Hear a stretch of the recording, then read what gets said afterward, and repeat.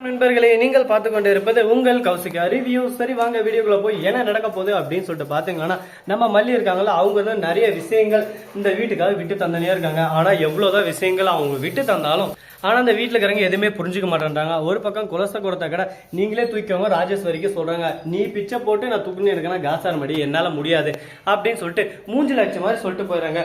ஆனா அந்த குலஸ்தானம் இருக்குதுல்ல, அதில் வந்து தண்ணியில் கொஞ்சம் இது கலந்துட்டு இருக்காங்க. எதுன்னு சொல்லிட்டு பார்த்தீங்கன்னா பெட்ரோல். அது லீக் ஆகும்போது கரெக்டாக அவங்க மேலே படல. அப்போ ஒவ்வொரு துளியாக படுற போது திடீர்னு எங்கன்னா நெருப்பத்தி, ஏன்னா அவங்க நெருப்பில் தான் அதை சுமந்து நடக்க போகிறாங்க.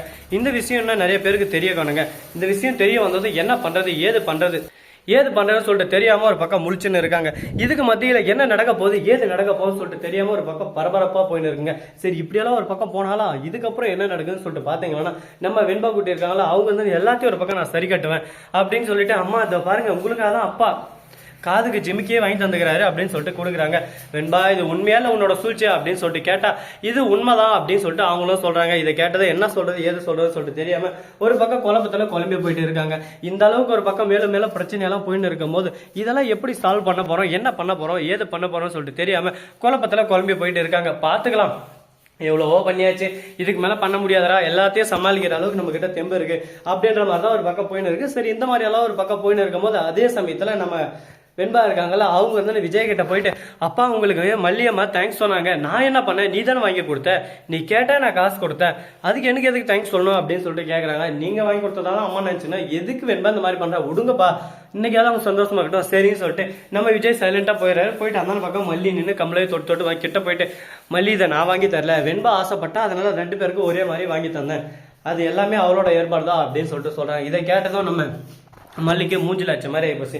என்னடா அது இந்த அளவுக்கு ஒரு பக்கம் நம்மள இந்த அளவுக்கு இதை நினைச்சிட்டாங்களே அப்படின்னு சொல்லிட்டு மன வேதனைக்கு ஒரு பக்கம் ஆளாயிட்டாங்க. ரொம்பவே கஷ்டப்பட்டு இருக்காங்க.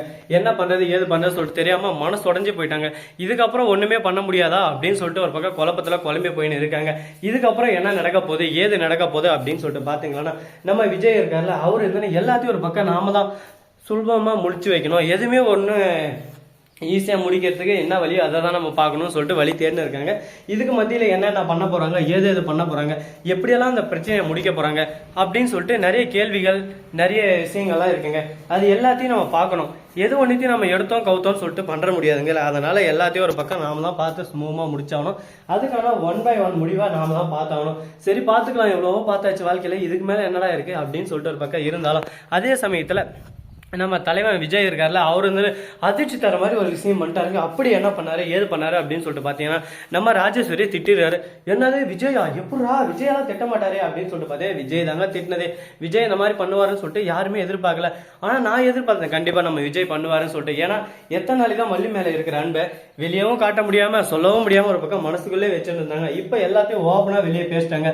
இதுக்கப்புறம் என்ன பண்ண போறாங்க ஏது பண்ண போறாங்க, அவங்களோட அடுத்த நடவடிக்கை எப்படி இருக்க போகுது அப்படின்னு சொல்லிட்டு ஒவ்வொரு விஷயமா நம்ம பார்க்க தான் போறோம் கண்குளிர. இது கூட என்ன நிறைய விஷயமெல்லாம் இருக்கு. இது எல்லாத்தையும் நம்ம தெரிஞ்சுக்க தான் போறோம். தெரிஞ்சுக்கிட்டு ஒன்னொன்னா நம்ம என்னென்ன நடக்கும்னு சொல்லிட்டு பண்ணதான் போறோம். சரி, பார்த்துக்கலாம் அப்படின்னு சொல்லிட்டு ஒரு பக்கம் போயின்னு இருக்க. அதே சமயத்துல கரெக்டா நம்ம தலைவன் விஜய் இருக்காருல்ல, அவரு வந்து என்ன பண்றாரு அப்படின்னு சொல்லிட்டு பார்த்தா கோயிலுக்கு போறாரு. கோயிலுக்கு போயிட்டு அவர் பண்ண விஷயமே வேற லெவல்ல இருக்கு. எல்லா மரியாதையும் நம்ம மல்லிக்கு தான் கிடைக்கணும் அப்படின்னு சொல்லிட்டு எல்லாத்திலையும் முடிவோட இருந்தாங்க. சரி, இந்த மாதிரி எல்லாம் இருந்தாலும் பிரச்சனை இல்லை, எல்லாத்தையும் பார்த்துக்கலாம் அப்படின்னு சொல்லிட்டு உடவும் முடியாம ஒரு பக்கம் வெறுக்கவும் முடியாம வேற லெவல்ல ஒரு பக்கம் பர்ஃபார்மன்ஸ் பண்ணிருக்காங்க. அந்த பர்ஃபார்மன்ஸ்க்கு நம்ம ஆஸ்கர் அவார்டே கொடுக்கலாம்னா பாத்துக்கணும். ராஜேஸ்வரி நான் விட்டு தந்துடுறேன், எனக்கெல்லாம் இது பெருசா ஐடியா இல்லை, இவரே எடுத்துன்னு போறா அப்படி இப்படின்னு சொல்லிட்டு ஒரு பக்கம் சொல்லிருக்காங்க. இதெல்லாம் கேட்டு நமக்கே ஷாக்கா தான் இருக்கு. இதெல்லாம் உண்மையாடா, இப்படியும் நடக்குமாடா அப்படின்னு சொல்லிட்டு நிறைய விஷயங்கள் ஷாக்கிங் தர மாதிரி தான் இருக்கு. ஆனா எல்லாத்தையும் ஒரு பக்கம் நாம தான் சகிச்சாகணும். எதுவுமே ஒண்ணு சகிச்சிக்க முடியாம எல்லாம் இல்லைங்க. எல்லாத்தையும் நம்ம பார்த்துக்கலாம். பார்த்துக்கிறதுக்கான தெம்போ தைரியமே நம்ம கண்டிப்பா வேணும். இல்லைன்னா எது ஒண்ணுமே நம்ம பண்ண முடியாது. எல்லாத்தையும் நம்ம செஞ்சா மட்டும்தான் வாழ்க்கையில முன்னேறவே முடியும். ஸோ நண்பர்களே, இந்த வீடியோ பிடிச்சிருந்தா லைக் பண்ணுங்க, கமெண்ட் பண்ணுங்க, ஷேர் பண்ணுங்க, டிங் பெல்ல தட்டி விட்டு போங்க. அப்பதான் நான் போற அடுத்தடுத்த வீடியோ உங்களுக்கு உடனுக்குடன் நோட்டிபிகேஷன்ல வந்து கொண்டே இருக்கும். மிக்க நன்றி. தேங்க்ஸ் ஃபார் வாட்சிங். Tata, see you. நன்றி, வணக்கம்.